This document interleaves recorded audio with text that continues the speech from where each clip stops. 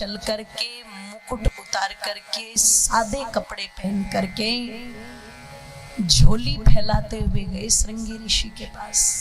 क्यों?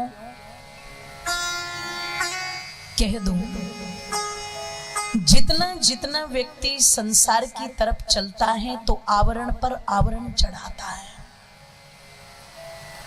गाड़ी बड़ी ले लो, इंप्रेशन अच्छा पड़ेगा। घर बड़ा बना लो, इंप्रेशन जोर से बोलो अच्छा पड़ेगा। थोड़े गहने वहने ज्यादा पहन लो, प्रभाव अच्छा पड़ेगा।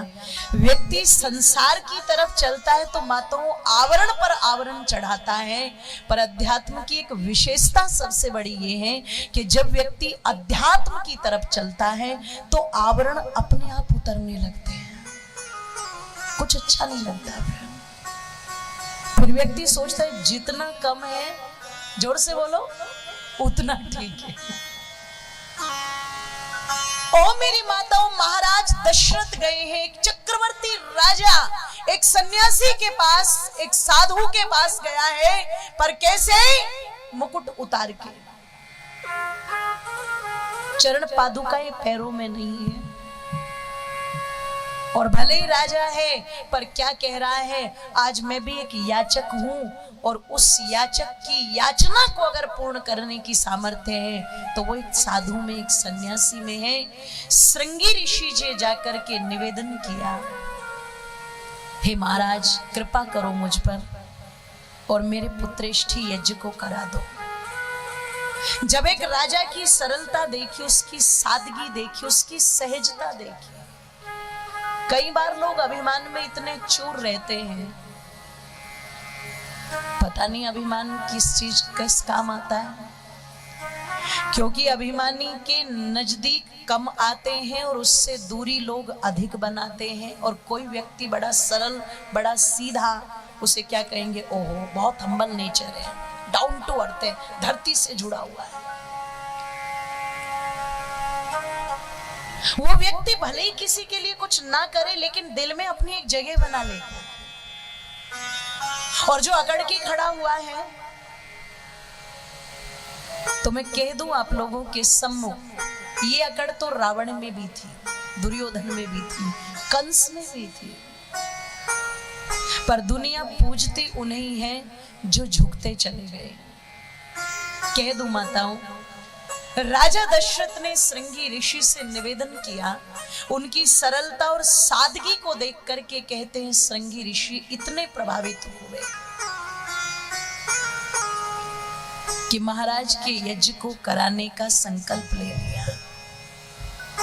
अपनी पत्नी जिनका नाम था देवी शांता, उनके साथ चल करके अयोध्या आए। अयोध्या में महाराज दशरथ से कहा सरयू नदी के तट पर यज्ञशाला बनेगी और कुछ औषधियां मंगवाओ, अंबा, हल्दी, केसर, कस्तूरी, जायफल, जावित्री, ये सब के सब तो कूट करके दूध में मिलाओ और दूध में मिला करके उसकी दही जमाओ, उससे जो घृत उत्पन्न होगा उस घृत से तो यज्ञ किया जाएगा। मोर पंख मंगाओ और बड़ की जो जड़ होती है उस जड़ को मंगवाओ। एक औषधि मोर पंख की बनेगी, एक औषधि बड़ की जड़ की बनेगी। कुछ औषधियां महाराज दशरथ को खाने को दी गई, कुछ औषधियां तीनों माताओं को दी गई। ये पुत्रेष्ठी यज्ञ से पहले हुआ, और जो समय था माताओं, उस समय पर जब औषधियों का समय पूरा हुआ तो फिर सरयू नदी के तट पर यज्ञ की तैयारी हुई। एक तरफ खीर तैयार की गई, जिस खीर में एक नहीं, दो नहीं, कई प्रकार की औषधियां मिलाई गई। जो खीर नहीं थी माताओं, एक तरह का औषधि युक्त प्रसाद था। इसलिए कोई ये ना सोचे कथा सुन के कि हम भी घर पर जाकर के आज खीरी बना के खिलाएंगे और 9 महीने बाद घर में राम जी का आना हो जाएगा। वो औषधि युक्त खीर थी। आयुर्वेद जिसके महत्व को भारत वालों ने अब जाकर के जानना आरंभ किया है, जिस पर पूरी दुनिया पहले से मंत्र मुग्ध है, इस आयुर्वेद की ताकत कम नहीं है, ये बहुत बड़ी ताकत रखता है। मैं कह दूं आप लोगों के सम्मुख, उस आयुर्वेद की सामर्थ्य आज भी ऐसी है कि यदि पति पत्नी पूर्णतः उसका पालन करने तो घर में बेटा चाहिए तो बेटा होगा और बेटी चाहिए तो बेटी होगी। पर उसमें तिथियों का भी ध्यान है, खान पान का भी ध्यान है और कुछ औषधियां भी है। मैं कह दूं आप लोगों के मध्य में कई सारे प्रैक्टिकल तो मैं अपने जीवन में करा चुकी हूं ये परिवारों के अंदर, और जहां पर पति पत्नी ने बिल्कुल उन नियमों का पालन किया माताओं, वहां उनकी समस्त कामनाओं की पूर्ति हुई है। कह दो, सरयू नदी के तट पर यज्ञ रचाया गया और पुत्रेष्ठी यज्ञ के जो मंत्र है वो अधिकांशतः अथर्ववेद में है। तो अथर्ववेद के उन मंत्रों से यज्ञ कराया गया और परिभाषा क्या है यज्ञ की? स्वर्ग कामो यजेत। अगर कोई अपने समस्त कामनाओं की सिद्धि चाहता है तो वो यज्ञ करे। यज्ञ की पद्धति ऐसी पद्धति है जिससे प्रत्येक कामनाओं की पूर्ति होती है। लेकिन ध्यान रखिएगा, आप सोचो मैं बाजार से 150 रुपए का घी लाके और 50 रुपए की सामग्री लाके कामनाओं की पूर्ति करूं, ये नहीं।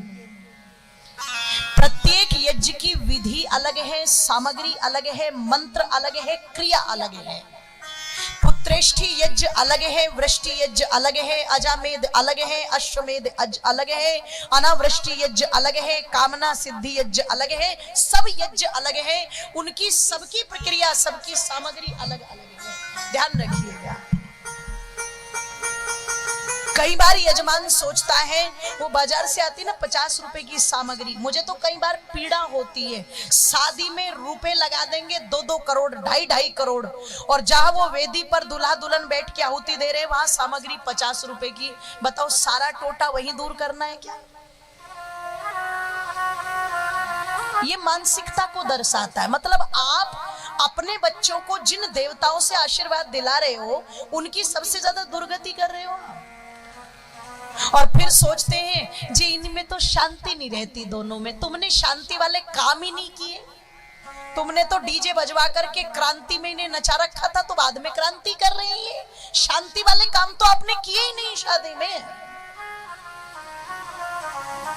और मेरी माताओं बंधुओं, बहुत सारी औषधियां जो थी वो खीर में मिलाई गई। एक खीर तैयार की गई जो औषधि युक्त थी। अथर्ववेद के मंत्रों से आहुतियां दी और अग्नि की लपटें जब धू धू करके जलने लगी, महाराज दशरथ यज्ञ में आहुति दे रहे हैं। श्रृंगी ऋषि भी है और कायदे में तो क्या कहा, पति और पत्नी साथ बैठ करके भोजन करें। क्यों? दोनों में न कोई छोटा है न कोई बड़ा है। सखे सप्तपदी भवा। सप्तपदी के 7 वचनों में अंतिम वचन यही है कि हम दोनों में न कोई छोटा है न कोई बड़ा है। हम दोनों क्या है? सखा है, मित्र है, बराबर का रिश्ता है हमारा। पर बराबर के रिश्ते में भी एक मान सम्मान बने रहना, जोर से बोलो, चाहिए। कौशल्या माता का स्वभाव है कि वो अकेले नहीं खाती, तो उन्होंने क्या किया, अपनी खीर में से थोड़ी सी खीर सुमित्रा जी को दे दी।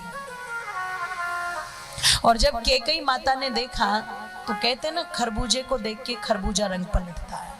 उन्होंने भी थोड़ी सी खीर अपने में से निकाली और सुमित्रा जी को दे दी। बात छोटी है लेकिन विज्ञान बहुत बड़ा है इसका। जब ये मिल बांट करके घर में खाने की प्रवृत्ति बनती है ना, तो एक दूसरे का साथ भाने लगता है, एक दूसरे की प्रतीक्षा होने लगती है, एक दूसरे के प्रति सम्मान पैदा होने लगता है। ये देवताओं का स्वभाव है। इधर न मम, मेरे लिए नहीं है, सबके लिए है। और राक्षसी स्वभाव क्या है? इधर मम, ये मेरा ही है। मुझे क्षमा कीजिएगा, हमारे घरों में जब तक देवत्व का स्वभाव रहा, कोई चीज कोई वस्तु रखी रही, कोई बात नहीं, जब सब आ जाएंगे ना तब लेंगे, जब सब आ जाएंगे ना तब लेंगे। तब तक परिवार परिवार की तरह नजर आए, बड़े छोटे मंझले सब एक सूत्र में बंधे हुए नजर आए। और फ्रीडम के नाम पर, अपनी प्राइवेसी के नाम पर, अपने स्वतंत्र जीवन को जीने के नाम पर, आज ध्यान रखिएगा, इतना विघटन परिवारों का हो चुका है कि परिवार के नाम पर जब तक छोटे हैं तब तक पति पत्नी बच्चे, और पता लगा जब बच्चे बड़े हो गए तो फिर पति पत्नी ही नजर आ रहे हैं। आशा साहनी की तरह चाहे 7 महीने एक महिला के शरीर को कीड़े खा रहे हैं, पर अमेरिका में बैठे हुए बेटे पर कोई असर नहीं पड़ रहा है।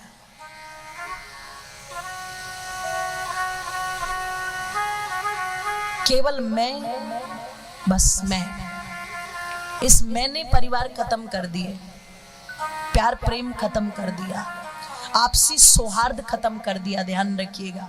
और जब तक ये भाव रहा कि नहीं सबको आने दो, कोई वस्तु खोलनी है तो बोले सबके सामने खोलेंगे, कोई खाने की चीज है तो सब खाएंगे, जब तक ये भाव बना रहा, मैं निवेदन करूंगी आपके सम्मुख, कोशिश किया करो परिवार में कोई भी वस्तु अगर आए तो उसे हम मिल बांट करके ग्रहण करें।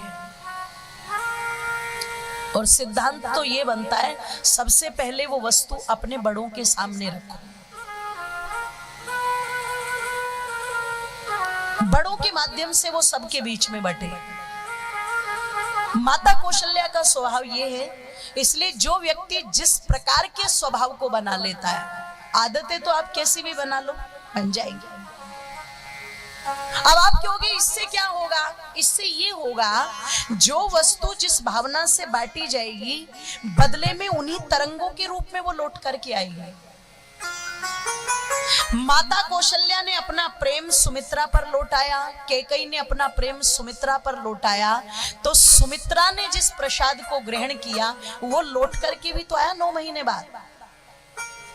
और किस रूप में लौट करके आया? लक्ष्मण और, जोर से बोलो, शत्रुघ्न के रूप में। और गजब की बात देखो, लक्ष्मण हैं जो राम जी का आकर्षण नहीं छोड़ते हैं, और शत्रुघ्न हैं जो भरत का आकर्षण नहीं छोड़ते हैं। एक बेटा उसके साथ, एक बेटा उसके साथ, मतलब जिसका प्रसाद था, जोर से बोलो, उसी रूप में वहां तक पहुंच गया। गिव एंड टेक की थ्योरी पर संसार चलता है। इसलिए जिस भावना से आप जो कार्य कर रहे हैं उसका साइड इफेक्ट भी होता है, उसका इफेक्ट भी होता है, वो सामने वाले पर भी होता है और सामने वाले का आप पर भी होता है। ओ मेरी माताओं,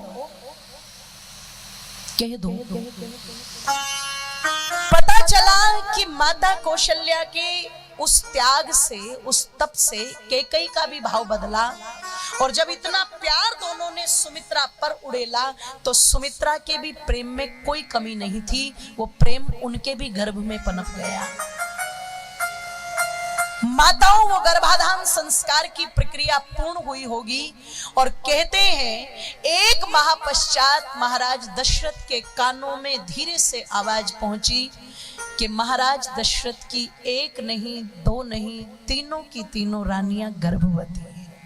बोलिए यज्ञ भगवान की।